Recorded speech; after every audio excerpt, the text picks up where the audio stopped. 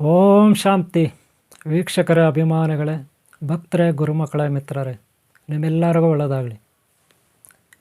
ಕಲಿಯುಗದಲ್ಲಿ ಅಥವಾ ಕಂತ್ರಯುಗದಲ್ಲಿ ನಾವೆಲ್ಲರೂ ಇವಾಗಿದ್ದೀವಿ. ಈ ಕಲಿಯುಗದಲ್ಲಿ, ಈ ಕಂತ್ರಯುಗದಲ್ಲಿ ಹೆಚ್ಚಾಗಿ ಈ ಭೂಮಿ ಮೇಲೆ ಮನುಷ್ಯರು ಕೆಟ್ಟವರೇ ಇದ್ದಾರೆ. ಭೂಮಿ ಹುಟ್ಟಿದಾಗ ಸತ್ಯಯುಗ ಅಂತ ಒಂದಿತ್ತು, ಅಥವಾ ಕೃತಯುಗ ಅಂತ. ಆಗ 100ಕ್ಕೆ 100ರಷ್ಟು ಸತ್ಯವಂತರಿದ್ದರು. 100ಕ್ಕೆ 100ರಷ್ಟು ಸತ್ಯವಂತರಿದ್ದರು. ಅದು ಕೃತಯುಗ ಅಥವಾ ಸತ್ಯಯುಗ ಅಂತ ಕರೀತಾಯಿದ್ರು. ಇದು ಮೊದಲ ಯುಗ. ಮೊದಲ ಯುಗ ಲಕ್ಷಾಂತರ ಕೋಟ್ಯಾಂತರ ವರ್ಷ ಇತ್ತು ಆ ಯುಗ. ಎರಡನೇ ಯುಗ ತ್ರೇತಾಯುಗ, ಅಂದರೆ ಶ್ರೀರಾಮಚಂದ್ರ ಪ್ರಭು ಇದ್ರಲ್ಲ ಆ ಯುಗ. ಆ ಯುಗ ಲಕ್ಷಾಂತರ ವರ್ಷ ಇತ್ತು. ಆಗ ಕೆಟ್ಟವರು ಕೇವಲ ಒಬ್ಬರೋ ಇಬ್ಬರೋ ಇದ್ದರು. ಇನ್ನು ಉಳಿದವರೆಲ್ಲ ಒಳ್ಳೆಯವರೇ ಇದ್ದರು. ಶ್ರೀರಾಮಚಂದ್ರ ಪ್ರಭು ಕಾಲಮಾನದಲ್ಲಿ ಒಳ್ಳೆ ಋಷಿಮುನಿಗಳು, ತಪಸ್ವಿಗಳು, ಯೋಗಿಗಳು ಇದ್ದರು. ಆದರೆ ದ್ವಾಪರ ಯುಗ ಬಂದ ಮೇಲೆ 100ಕ್ಕೆ 25ರಿಂದ 30 ಜನ ಕೆಟ್ಟವರು ಉಳ್ಕೊಂಡ್ರು. ಕೇವಲ 60 ಜನ 70 ಜನ ಒಳ್ಳೆಯವರು ದ್ವಾಪರ ಯುಗದಲ್ಲಿ. ಅನಂತರ ಕಲಿಯುಗ ಬಂತು. ಇಲ್ಲಿ 60-70 ಜನ ಕೆಟ್ಟವರು, ಕೇವಲ 30 ಜನ ಒಳ್ಳೆಯವರು ಕಲಿಯುಗದಲ್ಲಿ. ಈ ಕಲಿಯುಗನೂ ಹೊಲ್ಟಾಯ್ತು. ಈಗ ಅದೂ ಇಲ್ಲ. ಈಗ ನಡೀತಾ ಇರೋದು ಪ್ರೆಸೆಂಟು. ಈಗ ಪ್ರೆಸೆಂಟ್ ನಡೀತಾ ಇರೋದು ಕಂತ್ರಿಯುಗ. ಕಂತ್ರಿಯುಗ ಇದು. ಹೆಚ್ಚಾಗಿ ಕೆಟ್ಟವರೇ, ಅವ್ಯಾಕಿಗಳೇ, ದುಷ್ಟರೇ, ನೀಚರೇ, ನಿಕೃಷ್ಟರೇ ನಮ್ಮ ಸುತ್ತಲೂ ಇರ್ತಾರೆ. ಇಂಥ ನೀಚ ನಿಕೃಷ್ಟರ ಮಧ್ಯದಲ್ಲಿ ನಾವು ಸಿಕ್ಕಾಕೊಂಡು ವಿಲವಿಲ ಅಂತ ನರಳ್ತಾ ಇರ್ತೀವಿ. ನೀವೇನೇ ಒಳ್ಳೆ ಕೆಲಸ ಮಾಡೋಕ್ಕೆ ಹೋದರೂ 108 ವಿಘ್ನಗಳು, ಅಡ್ಡಿ ಆತಂಕಗಳು, ಸಮಸ್ಯೆಗಳು ಎದುರಾಗ್ತವೆ. ಒಂದು ಕೆಲಸ ನೀವು ಕಷ್ಟಪಟ್ಟು ಸಾಧನೆ ಮಾಡಬೇಕಂತ ಆಸೆ ಪಟ್ಟರೂ ಕೂಡ, ಒಳ್ಳೆಯ ಮಾರ್ಗದಲ್ಲಿ ಹೋಗೋಣ ಅಂತ ಯೋಚನೆ ಮಾಡಿದ್ರೂ ಕೂಡ, ಏನೋ ಕಷ್ಟಪಟ್ಟು ಪ್ರೈಮರಿ ಸ್ಕೂಲಿಂದ LKG, ಪ್ರಿ-KG, ಪ್ರೈಮರಿ ಸ್ಕೂಲಿಂದ, ಮಿಡ್ಲ್ ಸ್ಕೂಲಿಂದ, ಹೈಸ್ಕೂಲಿಂದ, ಕಾಲೇಜ್ ಓದಿ ಅನಂತರ ಯಾವುದೋ ಒಂದು ಟ್ರೈನಿಂಗ್ ಮಾಡಿ, ತರಬೇತಿ ಮಾಡಿ, ಕಷ್ಟಪಟ್ಟು ಏನೋ ಒಂದು ಉದ್ಯೋಗ ಗಿಟ್ಸ್ಕೊಂಡು, ಅದು ಗಿಟ್ಸ್ಕೊಳ್ಳೋಕೆ ಕಷ್ಟ ಆಗಿ, ಅಥವಾ ಸ್ವಂತ ಉದ್ಯೋಗ ಮಾಡೋಕ್ಕೆ ಹೋಗಿ ಯಾವುದೋ ಅಂಗಡಿ, ಹೋಟೆಲ್ಲು, ಯಾವುದೋ ಟ್ರಾನ್ಸ್ಪೋರ್ಟ್, ಕಾರೋ ಗೀರೋ, ಟ್ಯಾಕ್ಸಿ ಗೀಕ್ಸಿ ಅಂತ ಹೋದರೂ ಕೂಡ, ಯಾವುದೋ ಒಂದು ಇಂಡಸ್ಟ್ರಿ, ಫ್ಯಾಕ್ಟ್ರಿ ಗೀಕ್ಟ್ರಿ, ಯಾವುದೋ ಮೆಡಿಕಲ್ ಸ್ಟೋರೋ, ಅಂಗಡಿನೋ ಗಿಂಗಡಿನೋ, ಹೋಟೆಲೋ, ತರಕಾರಿ ಅಂಗಡಿನೋ, ಹಣ್ಣು ಅಂಗಡಿನೋ, ಏನಾದರೂ ಸರಿ, ನೀವು ಕಷ್ಟಪಟ್ಟು ಮಾಡೋಣ, 3 ಕಾಸು ಸಂಪಾದನೆ ಮಾಡೋಣ ಅಂತ ಹೋದರೆ 108 ವಿಘ್ನಗಳು. ಯಾರ್ಯಾರೋ ಬರ್ತಾರೆ, ಏನೇನೋ ಕೇಳ್ತಾರೆ. ಇಲ್ಲದೆ ಕಾಲು ಕೆರ್ಕೊಂಡು ಇಲ್ದಿದ್ದೆಲ್ಲ ಮಾತಾಡ್ತಾರೆ, ತರಳೆ ಮಾಡ್ತಾರೆ. ನೀಚ ನಿಕೃಷ್ಟರು ಎಲ್ಲೆಲ್ಲೋ ವಂಚನೆ ಮಾಡ್ತಾರೆ. ನೀಚ ನಿಕೃಷ್ಟರು ಏನೇನೋ ದೋಚ್ಕೊಂಡು ಹೋಗ್ತಾರೆ, ನಮ್ಮದು ಕಳ್ತನ ಮಾಡ್ತಾರೆ. ನಮ್ಮದೆಲ್ಲ ದೋಚ್ಕೊಂಡು ನಮ್ಮನ್ನು ತುಳಿತಾರೆ. ಇಂಥ ನೀಚ ನಿಕೃಷ್ಟರು ಮಧ್ಯೆ ಒಳ್ಳೆಯವರು ಇವತ್ತು ವಿಲವಿಲ ಅಂತ ಒದ್ದಾಡ್ತಾ ಇದ್ದಾರೆ. ಈಗ ನೀವು ಮಾತ್ರ 600 mg ತಗೋತೀರ ದೊಡ್ಡವರು. 500 600 ಕೊಡ್ತಾರೆ ಮಾತ್ರೆ, ತಲೆನೋವಿಗೆ, ಜ್ವರಕ್ಕೆ ಎಲ್ಲ. ಅದೇ ರೀತಿ ಯಾರಾದರೂ ಕೈ ಕಾಲು ಕಟ್ಟಾದರೆ, ಆಕ್ಸಿಡೆಂಟ್ ಆಗಿ, ಇನ್ನೇನೋ ಸೂಸೈಡ್ ಮಾಡೋಕ್ಕೆ ಹೋಗಲಿ, ವಿಷ ತಗೊಂಡ್ರೆ, ಹಾಸ್ಪಿಟ್ಲಲ್ಲಿ ಎಮರ್ಜೆನ್ಸಿ ವಾರ್ಡಲ್ಲಿದ್ದರೆ ಅವ್ರಿಗೆಲ್ಲ ಒಂದು 500-600 mg ಕೊಡ್ತಾರೆ. ಅದು ಡಾಕ್ಟ್ರ್ ಗೊತ್ತು, ನನಗೆ ಗೊತ್ತಿರೋ ಹಾಗೆ ಹೇಳ್ತಾಯಿದ್ದೀನಿ, ಸ್ವಲ್ಪ ಹೆಚ್ಚು ಕಡಿಮೆ. ಆದರೆ ಮಕ್ಕಳಿಗೆ ಹಂಗಲ್ಲ, ಭಾಳ ಕಡಿಮೆ, 50 mg 100 ಒಳಗೆ ಮಕ್ಕಳಿಗೆ. ಅದೇ ದೊಡ್ಡವ್ರಿಗೆ 600-500 ಕೊಡ್ಬೋದು. ಆದರೆ ವಯಸ್ಸಾಗಿರೋರಿಗೆ ವಯಸ್ಸಾದಂಗೆಲ್ಲ ಅವ್ರ ಶರೀರ ವೀಕ್ ಆದಂಗೆಲ್ಲ ಆ MGನ ಕಡಿಮೆ ಮಾಡಬೇಕು. ಇಂಜೆಕ್ಷನ್ ಇರ್ಬೋದು, ಮಾತ್ರೆ ಇರ್ಬೋದು, ಸಿರಪ್ ಇರ್ಬೋದು, ಪವರ್ ಕಡಿಮೆ ಕೊಡಬೇಕು ವಯಸ್ಸಾದವ್ರಿಗೆ, ಮಕ್ಕಳಿಗೆ. ಆವಾಗ ಅವ್ರು ತಡ್ಕೋತಾರೆ. ಇಲ್ಲಾಂದರೆ ದೇವರೇ ಗತಿ. ಆದರೆ ವಯಸ್ಸಾದ್ಮೇಲೆ ಅವ್ರಿಗೆ ರೋಗ ಬಂದಿರುತ್ತೆ, ರೋಗ ತುಂಬ ಪೀಡಿಸ್ತಾ ಇರುತ್ತೆ. ಮೈಯಲ್ಲಿರೋ ಮೂಳೆಗಳು, ಮಾಂಸಖಂಡಗಳು, ಹೃದಯ, ಕಿಡ್ನಿ, ಕರುಳುಗಳು, ಇನ್ನೊಂದು ಮತ್ತೊಂದು ಬ್ರೈನು, ಶ್ವಾಸಕೋಶಗಳೆಲ್ಲ ವೀಕ್ ಆಗಿರುತ್ತೆ. ಅವುಗಳಿಗೆ ಏನೋ ಒಕ್ಕರ್ಸ್ಕೊಂಡಿರುತ್ತೆ ಕಾಯಿಲೆ, ರೋಗ.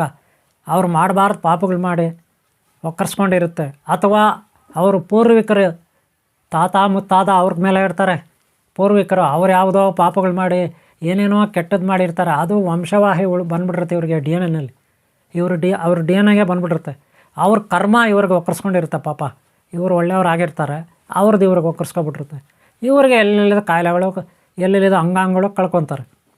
ಡಾಕ್ಟ್ರ್ ಹತ್ರ ಹೋಗಿ ಲಕ್ಷ ಹಣ ಕಟ್ಟಬೇಕು ಹಾಸ್ಪಿಟ್ಲ್ಗಳಲ್ಲಿ. ನರಕ ಯಾತನೆ ಬೇರೆ ಅಲ್ಲಿ.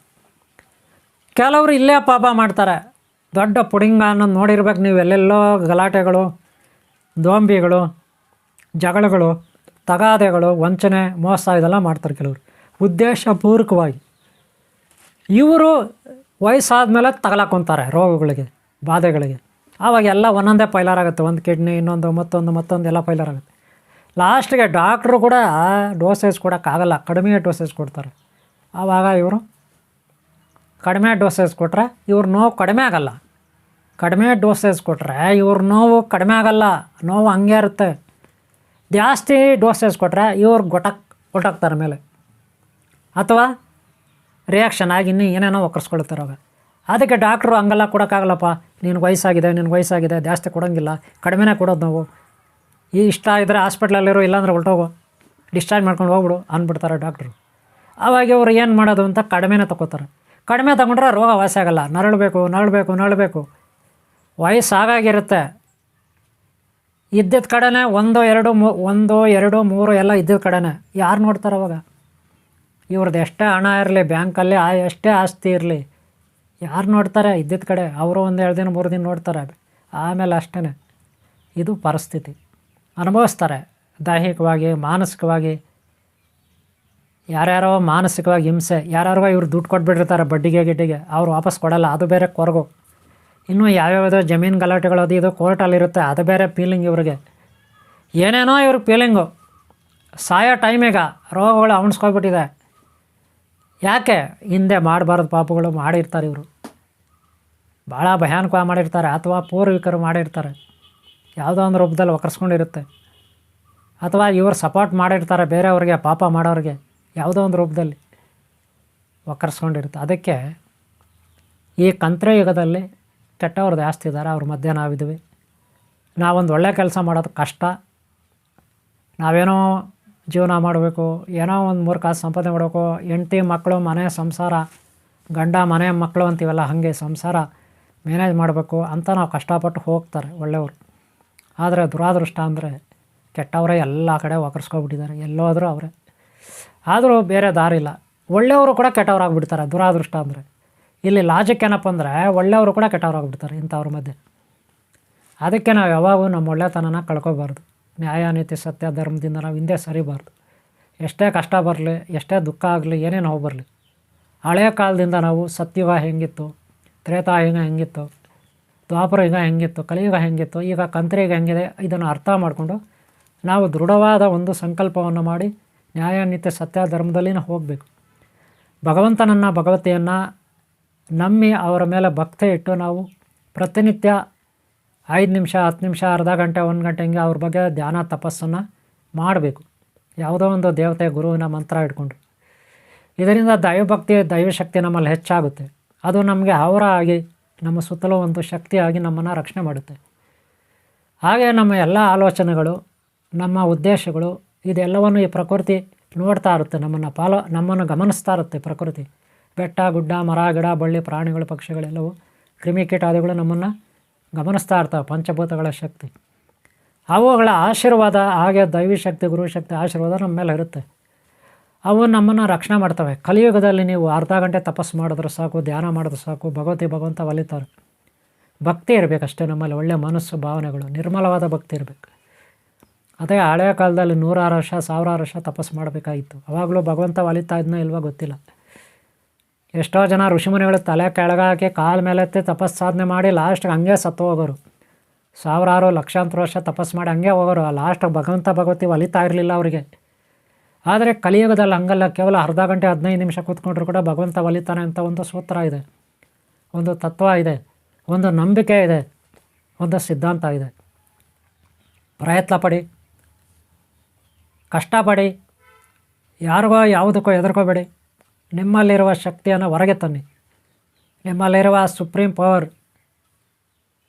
ಆ ಪವರ್ನ ಹೊರಗೆ ತನ್ನಿ. ನಿಮ್ಮಲ್ಲಿರುವ ಶಕ್ತಿ ಅದನ್ನು ಹೊರಗೆ ತನ್ನಿ. ಖಂಡಿತ ಶಕ್ತಿ ಮ್ಯಾನ್ ಆಗ್ತೀರ, ಸೂಪರ್ ಮ್ಯಾನ್ ಆಗ್ತೀರ, ಯಾವುದೇ ಡೌಟ್ ಇಲ್ಲ. ಈ ಪ್ರಕೃತಿಯಲ್ಲಿ ಅಸಾಧ್ಯವಾದುದು ಯಾವುದೂ ಇಲ್ಲ ಅಂತಾರೆ. ಸಾಧ್ಯನೋ ಅಸಾಧ್ಯನೋ ಕಷ್ಟ ಅಂತೂ ನಾವು ಪಡಬೇಕು, ಅನಿವಾರ್ಯತೆ ಇದೆ ಇಲ್ಲಿ ಬದುಕಲಿಕ್ಕೆ ನಮಗೆಲ್ಲರಿಗೂ. ಅದಕ್ಕಾಗಿ ಹೋರಾಟ ಮಾಡಬೇಕು. ಜೀವನಕ್ಕಾಗಿ ಒಂದು ಒಳ್ಳೆಯ ದೃಢ ಸಂಕಲ್ಪ ಇಟ್ಕೊಳ್ಳಿ. ಸಾಯೋವರೆಗೂ ಹೋರಾಟ ಮಾಡಿ. ತಪ್ಪೇಲಿದೆ, ಕಷ್ಟಪಡಿ. ತಪ್ಪೇಲಿದೆ, ₹1 ಖರ್ಚಾಗಲ್ಲ, ಕಷ್ಟಪಡಿ. ಇಲ್ಲಿ ಯಾವುದೇ ಒಂದು ಗುರಿ, ಆ ಗುರಿ ಮುಟ್ಟೋವರೆಗೂ ಹಿಂದಕ್ಕೆ ಹೆಜ್ಜೆ ಆಡಬಾರ್ದು. ಮಧ್ಯದಲ್ಲಿ ಸಾಕಷ್ಟು ಜನ ನಿಮ್ಮ ಕಾಲು ಎಳೆಯೋರು ಇರ್ತಾರೆ. ಕಾಲು ಎಳೆಯೋರು ಅಂದರೆ ಗೊತ್ತಲ್ಲ, ಅದು ಮಾಡಬೇಡ, ಇದು ಮಾಡಬೇಡ, ಅದು ಸರಿಯಿಲ್ಲ, ಇದು ಸರಿಯಿಲ್ಲ, ಅದರಲ್ಲಿ ನಿನಗೆ ಲಾಸ್ ಆಗುತ್ತೆ, ಅದು ನೀನು ಉದ್ಧಾರ ಆಗಲ್ಲ, ಅದಕ್ಕೆ ಕೆಲಸಕ್ಕೆ ಕೈ ಹಾಕಬೇಡ, ಹಿಂಗೆ ನಿಮ್ಮನ್ನು ಕೆಡ್ಸೋರು ಇರ್ತಾರೆ. ಅವ್ರ ಕಡೆ ಗಮನ ಕೊಡಬೇಡಿ. ಯಾವುದು ಒಳ್ಳೆ ಕೆಲಸ ಅಂತ ನಿಮ್ಗೆ ಅನಿಸುತ್ತೆ 100 ಸಾರಿ ಯೋಚನೆ ಮಾಡಿ, 100 ಸಾರಿ ಯೋಚನೆ ಮಾಡಿ, 100 ಸಾರಿ ಯೋಚನೆ ಮಾಡಿ, 100 ಸಾರಿ ಯೋಚನೆ ಮಾಡಿ. ಅದು ಸರಿ ಅಂತ ಅನಿಸಿದ್ರೆ ಒಂದು 10 ಜನಕ್ಕೆ ಹೇಳಿ, ಪರವಾಗಿಲ್ಲ ಒಳ್ಳೆಯವ್ರಿಗೆ. ಅವರು ಅದರಲ್ಲಿ ಒಂದು 8 ಜನ ಪರವಾಗಿಲ್ಲ ಮಾಡೋ ಅಂದರೆ ಆ ಕೆಲಸಕ್ಕೆ ಕೈ ಹಾಕಿ. ಕೈ ಹಾಕಿದ್ಮೇಲೆ ಹಿಂದಕ್ಕೆ ಹೋಗಬೇಡಿ, ಇಲ್ಲ ಕೈ ಹಾಕೋವಾಗಿ ಯೋಚನೆ ಮಾಡಿ.